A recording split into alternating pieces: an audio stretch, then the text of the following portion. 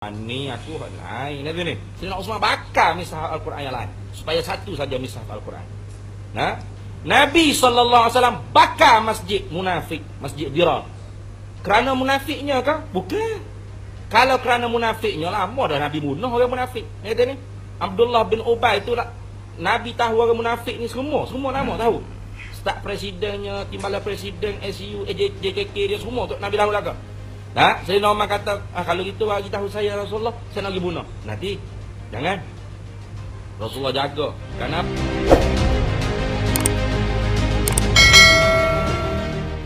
Assalamualaikum warahmatullahi wabarakatuh. Gimana kabarnya kawan-kawanku semuanya? Mudah-mudahan kalian semua senantiasa dalam lindungan Allah Subhanahu wa taala. Dilapangkan rezekinya, dimudahkan segala urusan dan dijauhkan daripada kesulitan. Amin amin ya rabbal alamin.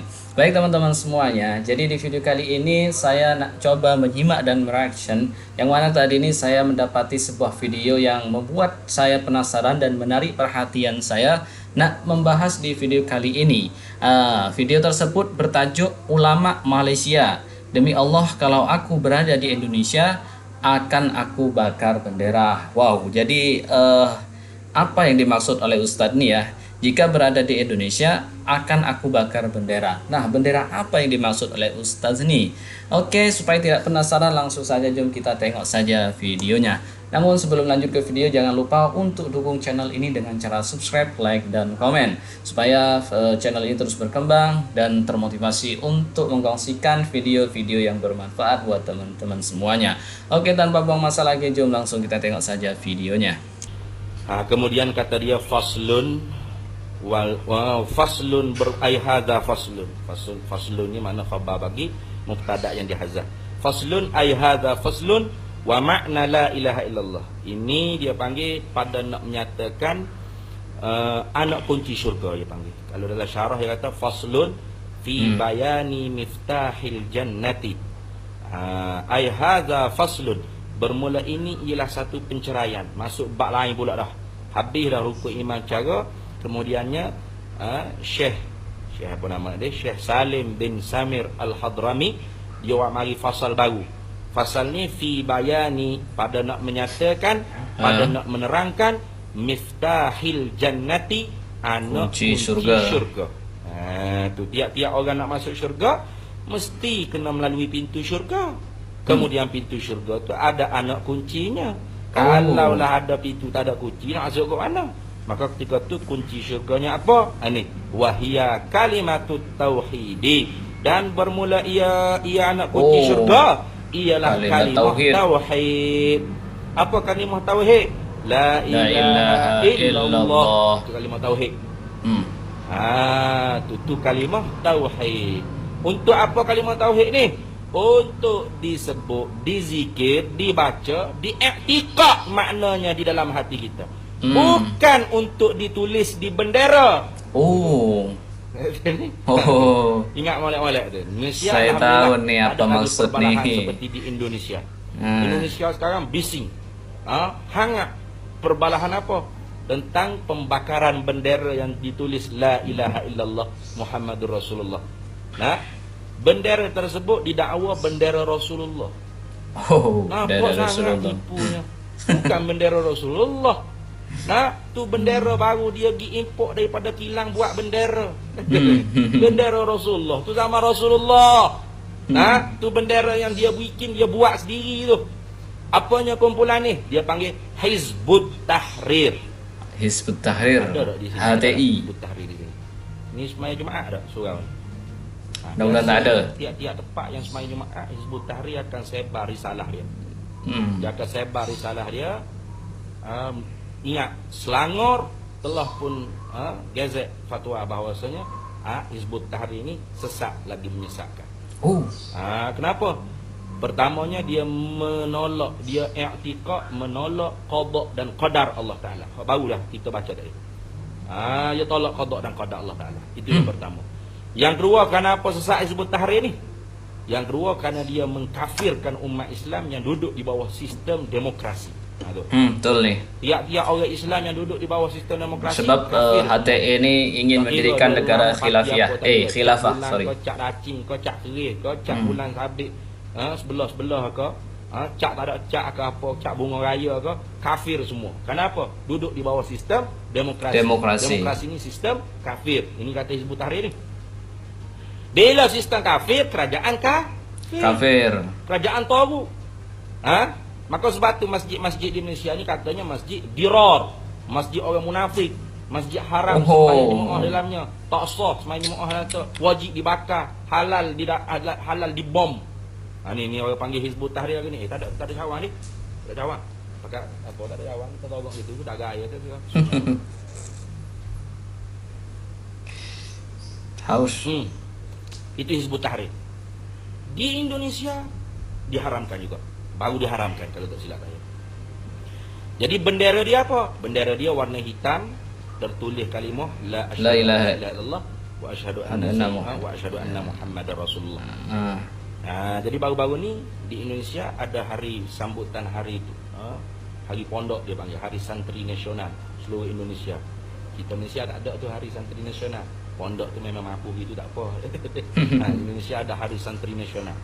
Tiba-tiba ada orang bawa bendera tersebut. Maka dibakar.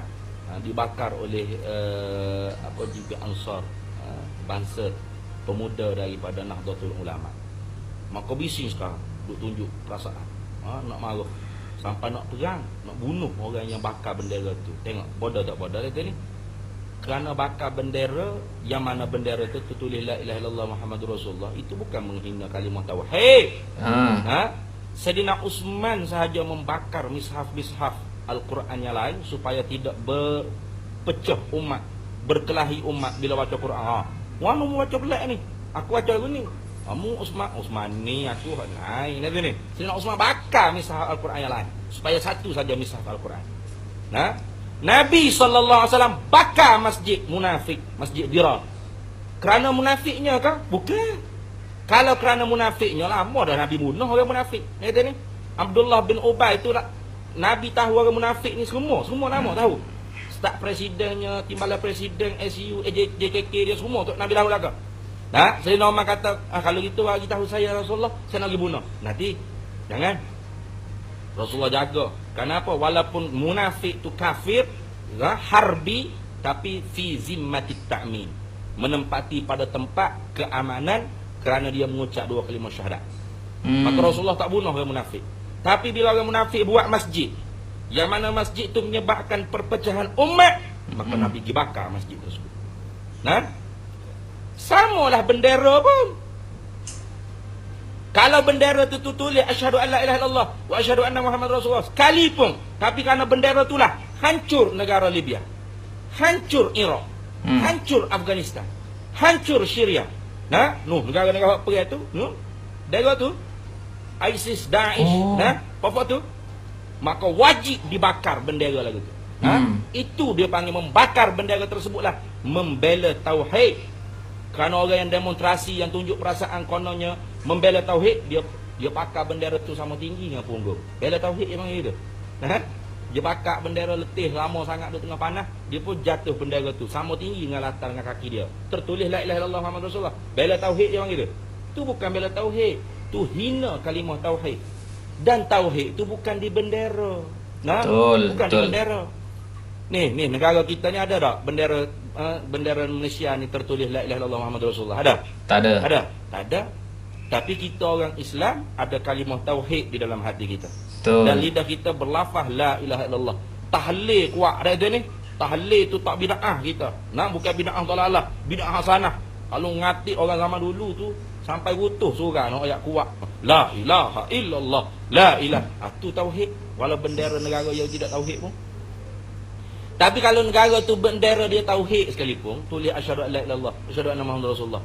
Kalau orang yang pegang bendera tu bukan orang Islam, dia orang tauhid lah. Orang tauhid lah. Yang pegang bendera tu bukan orang Islam. Ahli tauhid dah jadi. Taklah. Bukan ahli tauhid.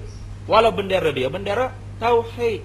Sebab tauhid tu bukan duduk di bendera, duduk di iqraru bil lisan, tasdiqu fil qalbi, wa a'malu bil jawarih au a'malu bil arkan. Itu dia panggil membela tauhid. Tu tapi pelik sungguh di Indonesia ni dah ni. Dia marah kepada Nahdlatul Ulama, Jadi keji perangai orang yang jahil. Kononnya membela tauhid. Itu tak panggil bela tauhid. Kalau bela tauhid, belajar ilmu tauhid betul-betul. Fahami makna tauhid. Asyhadu an la ilaha illallah tu apakah makna dia? Nah, fa'lam annahu la ilaha illallah dalam Quran suruh kita belajar ay utlubul ilma hatta tata'allam. Tuntut ilmu sehingga kamu mengerti annahu bahawasanya tidak ada Tuhan yang tidak ada Tuhan melainkan Allah. Apa makna tidak ada Tuhan melainkan Allah? Kena tahu makna. Itu baru orang panggil membela tauhid. Ni sebagai peringatan di Indonesia. Kalau nanti ada orang yang bakar bendera tersebut, jangan kita tiba-tiba berasa nak mengamuk. Oh, kerana apa ni menghina kalimah tauhid? Bukan, bahkan membakar itulah memuliakan kalimah tauhid supaya tidak dibuang merata-rata tempat, tidak dijijak merata-rata tempat. Nah, tidak dijadikan alat untuk menipu orang Islam. Nah, kononnya inilah bendera Islam, bendera tauhid. Tidak. Bendera Rasulullah bukan gitu. Ni bukan gitu. Mana ada nama Rasulullah kalimah tauhid ditulis dengan ada baris apa, mana ada titik apa, mana ada. Tak ada. Jadi ingat, betul. Jangan kita tertipu. Jangan kita tertipu begitu. Kalau saya ada di sana pun saya akan bakar bendera tersebut. Kenapa? Bendera tersebut akan memecah belahkan kesatuan umat. Kenapa? Betul. Hizbut Tahrir ini memang dia mengkafirkan kita orang yang duduk di bawah sistem demokrasi. Betul nih. Bagi dia wajib kena sistem khilafah daulah. Jadi Hizbut Tahrir ini juga mereka menganggap orang-orang yang hormat terhadap bendera saat upacara bendera itu biasanya dalam peringatan Hari Nasional Indonesia kita mengadakan upacara. Nah, di situ mereka beranggapan bahwa kita yang hormat terhadap bendera tatkala bendera itu dinaikkan, mereka menganggap kita hormat terhadap bendera. Mereka menganggap kita itu adalah togut ya. Itulah adalah Hizbut Tahrir, yang mana Hizbut Tahrir ini hendak menjadikan negara demokrasi ini sebagai negara khilafah. Astagfirullah. Islamiyah mesti kena khilafah. Kita tak mesti khilafah. Sistem Islam tidak meletakkan satu cara dah. Betul. Nabi SAW tidak lantik Abu Bakar jadi khalifah. Badal Nabi dah. Dilantik dengan cara syura. Serina Umar bukan dengan cara syura, menempati waliul ahdi. Abu Bakar sakit-sakit, Abu Bakar pun lantik lalu. Umar, mu pengganti aku. Nanti lepas aku wafat, kalian semua bai'ah pada Umar. Menempati waliul ahdi dia panggil. Kalau ada sistem monarki dia panggil putera mahkota. Raja muda. Serina Umar tak buat macam Abu Bakar. Serina Umar pula pilih nama-nama, letak syura. Ahlul halli wal aqdi.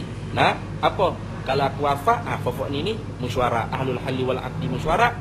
Naik nama, kalian bai'ah lah.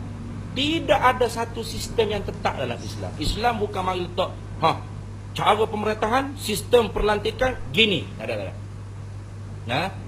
Islam boleh demokrasi, Islam boleh cara monarki, Islam boleh cara republik. Yang penting keamanan terjamin.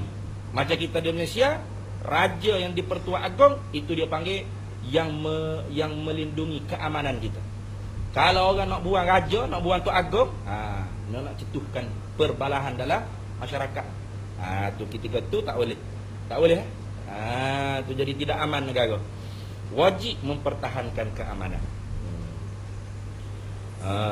Habis itu. Jadi wahya dan bermula miftahul jannah ni. Wahya miftahul jannah dan bermula ia kunci syurga ni. Kalimatut tauhidi, ialah kalimah tauhid. Wa kalimatul ikhlasi, dan kalimah ikhlas. Wa kalimatun najati, dan kalimah kejayaan. Banyak dalam Quran. Dalam Quran disebut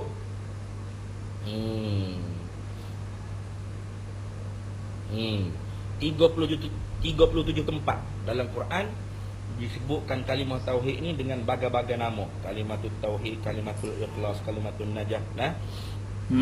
Kenapa kalimatul? Ini tak hanya satu nama ya. Yang ada la ilaha illallah, man qala la ilaha illallah dakhalal jannah. Dakhalal jannah.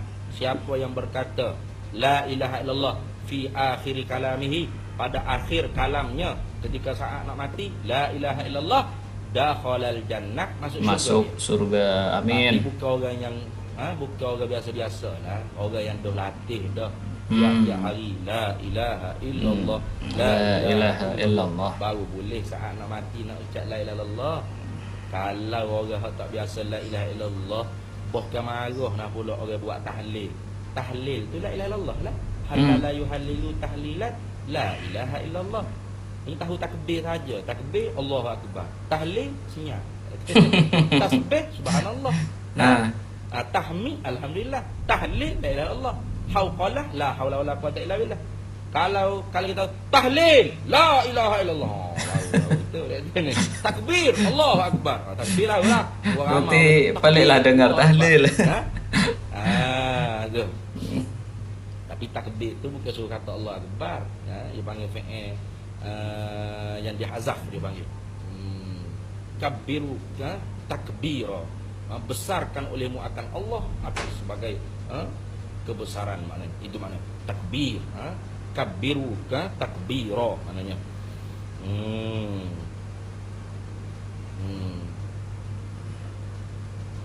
Tapi tahlil tu la ilaha illallah. Halal la yuhallilu tahlilan la ilaha illallah. Jadi kalau orang tu kata dia tu pembela la ilaha illallah, pembela tauhid, maka dia tak boleh kata tahlil tu bid'ah dalalah. Nah, kalau tahlil tu la ilaha illallah. Ini bela tauhid. Bila orang ngatik la ilaha illallah, dia kata bid'ah dalalah ke orang. Nah. Tu habis itu. Qala al-musannifu rahimahullahu taala wa ma'na la ilaha illallah, dan bermula makna tidak ada Tuhan selain Allah, la ma'buda bihaqqin fil wujudi illallahu. Itu makna dia. Apa makna tidak ada Tuhan selain Allah? La ma'buda bihaqqin, tidak ada Tuhan yang disembah dengan sebenarnya. Bukan Tuhan yang tak sebenar. Kena ingat baik. Alhamdulillah, sangat luar biasa ya penjelasan daripada Ustadz ni mengenai makna kalimat tauhid. Namun sayang sekali video ini tidak sampai selesai. Dan mohon maaf juga saya tidak tahu nama Ustadz ni siapa. Buat teman-teman barangkali tahu ya nama daripada Ustadz ni, bolehlah tulis di kolom komentar. Sebab saya pun baru mengetahui dan di dalam video tersebut juga tidak dicantumkan nama beliau. Nah, tapi sangat luar biasa ketika beliau ini menjelaskan kitab yang tadi diajarkan nih. Dan kemudian juga membahas terkait dengan kelompok Hizbut Tahrir. Jadi kelompok Hizbut Tahrir ini memiliki bendera yang mana dalam bendera tersebut tertulis kalimat asyhadu an la ilaha illallah wa asyhadu anna muhammadur rasulullah berwarna putih. Ya, jadi benderanya berwarna hitam dan bertuliskan lafaz berwarna putih. Tetapi kelompok ini kalau di Indonesia ini menjadi kelompok yang ekstrim, dilarang oleh pemerintah. Sebab kelompok Hizbut Tahrir ini ingin menjadikan negara demokrasi menjadi negara khilafah. Dan adapun beberapa kesesatan sebagaimana yang diungkapkan oleh Syekh Muhammad Nasiruddin Albani, jadi seorang ulama hadis dari Syria, dalam bukunya menyebut bahwa Hizbut Tahrir ini adalah pertumbuhan daripada kelompok Mu'tazilah yang baru. Dan adapun kesesatan-kesesatan kelompok Hizbut Tahrir ini diantaranya ya menurut pandangan ulama terkenal dunia menjadi justifikasi bahwa pengharaman Hizbut Tahrir di negara ini. Oke, saya bacakan ya. Jadi Hizbut Tahrir ini memahami hadis bukan dengan pemahaman Nabi Muhammad SAW. Dan para sahabat, tetapi mengutamakan akal dan memahami agama dan menolak hadis ahad dalam masalah akidah. Sama ya pemahamannya, hampir sama dengan pemahaman daripada kelompok Mu'tazilah nih. Kemudian Hizbut Tahrir terlalu memfokuskan kepada agenda untuk mewujudkan khalifah Islamiyah. Sebaliknya merupakan agenda untuk membebaskan umat dari syirik, khurafat, bid'ah dan fanatisme. Kemudian Hizbut Tahrir melupakan pembentukan akhlak, pemikiran yang islami, mengabaikan agenda dalam membangun intuisi keluarga, serta berusaha untuk menyelesaikan masalah umat yang ketinggalan dan kemunduran dalam segenap aspek kehidupan. Kemudian selanjutnya, Hizbut Tahrir merupakan masalah utama umat Islam, bahaya yang paling mengancam, serta dosa terbesar yang dikatakan kerana tiadanya kekhalifahan dalam kehidupan umat Islam. dan jalan penyelesaiannya hanya dengan wujudnya khalifah Islam itu. Jadi merupakan satu kekeliruan ya. Hal ini disebabkan seolah-olah Islam diterjemahkan atau membawa makna khalifah atau khilafah. Wow, jadi kesimpulannya sebenarnya Hizbut Tahrir ini salah paham lah ya terhadap memaknai atau memahami khalifah itu sendiri. Sebab tak bisalah kita menerapkan pemerintahan yang bersistem seperti khalifah pada zaman Rasulullah Shallallahu Alaihi Wasallam. Sebab negara ini adalah negara yang beraneka ragam agama, negara yang penuh dengan kebudayaan, dan negara yang demokrasi. Oke, mudah-mudahan bermanfaat. Mohon maaf bila mana dalam penyampaian saya ada silap kata yang saya tak sengaja maupun saya sengaja. Kurang lebihnya mohon maaf. Kita jumpa di video-video selanjutnya. Hadanallahu wa iyyakum. Wassalamualaikum warahmatullahi wabarakatuh.